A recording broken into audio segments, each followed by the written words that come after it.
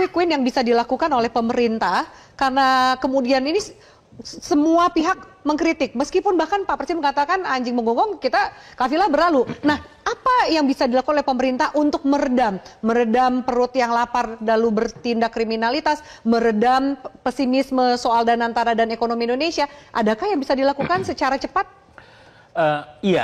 Begini ya, kalau ditanya kepada opini publik, itu di antara sekian indikator yang relatif positif isu penegakan hukum malah. Masih lebih baik dibanding misalnya ekonomi atau politik ya. Karena begini, ketika ada pemberantasan korupsi yang melibatkan banyak sekali aparat atau pejabat pemerintah, itu di mata publik secara umum yang tidak se-expert Kang Asep, itu yang dipandang Pak Prabowo tegas nih dalam memberantas korupsi. Jadi memang ini soal omong aja Prof Burhan nanti. Jangan hanya omong-omong, ini soal perspektif. Tetapi kalau ditanya soal quick wins, memang ini tidak mudah karena akarnya itu soal ekonomi. Dan soal ekonomi itu tidak bisa segera dilakukan, secepat membalikan telapak tangan. Tetapi yang bisa dimulai dan bisa dilakukan oleh pemerintah adalah mengontrol dan mengendalikan diri sendiri.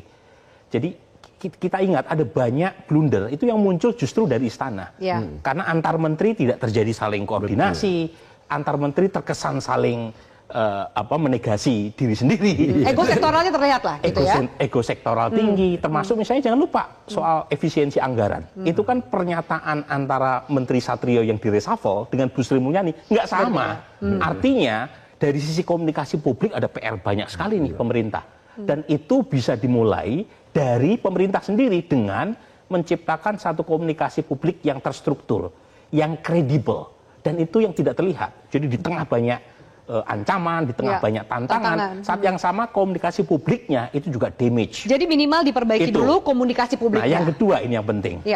Saya terus terang, memang sekarang yang terlihat adalah resentment atau discontent di kelompok kalangan terdidik.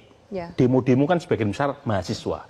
Tapi jangan lupa, ada dua kejadian itu yang berawal dari kelompok kelas menengah, kelompok terdidik. Satu Chile. Chile ini sampai ditulis oleh Hatib Basir sebagai paradok Chile.